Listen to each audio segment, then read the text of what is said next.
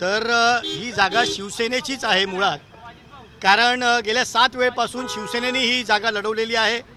त्या ठिकाणी 5 वेळा शिवसेनेचे खासदार राहिलेले आहेत, 2 वेळा माझे वडील आनंदरावजी अडसूळ साहेब त्या ठिकाणी खासदार राहिलेले आहेत आणि ही 8वी वेळ आहे। आणि त्या ठिकाणची जनता ही प्रत्येक वेळी शिवसेनेला भरपूर मतदान देत आलेली आहे। मागच्या वेळी 30,000 फक्त जागा गेली होती आणि राष्ट्रवादी काँग्रेसच्या कोट्यातून त्या ठिकाणी पाठिंबा म्हणून नवनीत राणांना त्या ठिकाणी दिला होता आणि त्यामुळे ही जागा शिवसेनेचीच आहे आणि शिवसेनाच ती जागा लढवणार यावर आम्ही ठाम आहोत। मात्र नवनीत राणा आहे या भाजपमधून ही जागा लढवणार असं म्हटलं जातं, त्यामुळे कुठेतरी ह्या दिल्लीमध्ये वारंवार बैठका होतात, त्यामुळे कुठेतरी हा जागेचा प्रश्न निकाली लागला नाही असं म्हणायचं। भाजपामधून नवनीत राणा लढवण्याचा प्रश्नच नाही। गेल्या 4 तारखेला आपल्याला माहिती आहे नागपूरला युवा मेळावा झाला होता।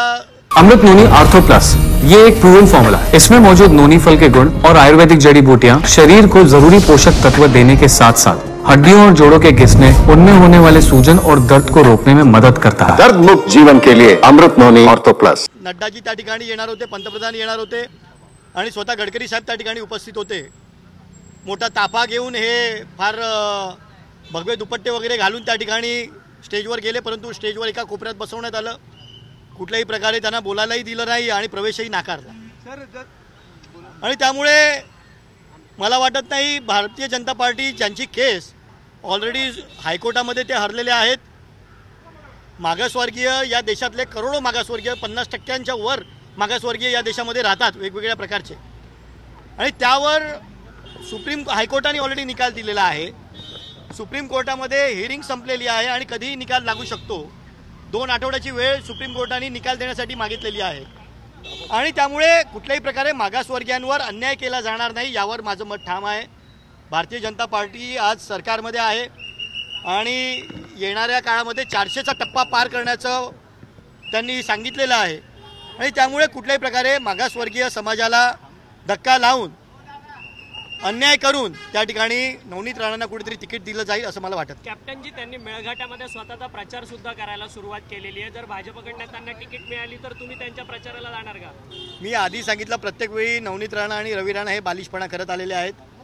प्रत्येक वेळी नाही त्या ठिकाणी नाक खुपसण्याची त्यांना सवय, दुसऱ्यांनी केलेल्या कामाचं श्रेय घेण्याची सवय, आपल्याला कोणाचा पाठिंबा नसला तरीसुद्धा पाठिंबा आपल्याला आहे अशा पद्धतीने। आणि हे आजची नाही, मागच्या वेळीसुद्धा आपण पाहिलं तर प्रकाश आंबेडकरांचे सुद्धा उंबरठे ते झिजवून आले होते, त्यानंतर कुठेतरी त्यांना पाठिंबा बाहेरून देण्यात आला।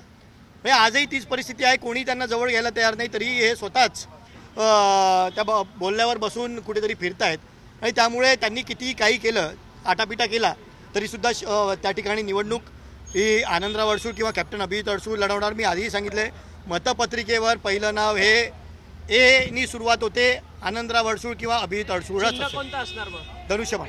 पण ज्या पद्धतीने तुम्ही सांगतायत की धनुष्यबाण तुम्ही निवडणूक लढवणार, मात्र समजा जर ही जागा नाहीच दिली तर भाजपला गेली तर तुम्ही प्रचार करणार का? याआधी 22 जागा शिवसेनेने मागच्या वेळी लढवलेल्या होत्या, त्यामधल्या 18 जागा शिवसेना जिंकली होती आणि त्यातले 13 खासदार हे माननीय एकनाथजी शिंदे साहेबांसोबत आलेले आहेत आणि त्यामुळे हा आमचा अधिकार आहे, हा आमचा हक्क आहे आणि त्यामुळे कुठल्याही प्रकारे भारतीय जनता पार्टी आमच्यावर अन्याय करणार नाही।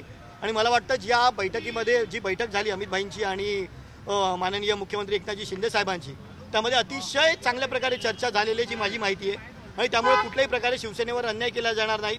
ज्या हक्काच्या जागा शिवसेनेच्या आहेत त्या नक्कीच शिवसेनेला दिल्या जातील यावर माझं मत ठाम। तर शिवसेनेला जागा दिली जाईल जर नवनीत राणाच उभ्या राहिल्या त्या ठिकाणी, तर तुम्ही प्रचाराला जाणार का? जर आणि त्या तरवर चर्चा करून अर्थ नाही, आम्ही ठाम आहोत, ही जागा नक्की शिवसेनेला जाणार। त्या ठिकाणचे उमेदवार आनंदराव अडसूळ किंवा कॅप्टन अभिजित अडसूळ असणार आणि धनुष्यबाण हे चिन्ह। नवनीत राणाला जर तिकीट मिळालं तर तुम्ही पक्षविरोधी काही भूमिका घेणार आहात? मी आधी सांगतोय, मतपत्रिकेवर नाव कॅप्टन अभिजित अडसूळ किंवा आनंदराव अडसूळ असेल।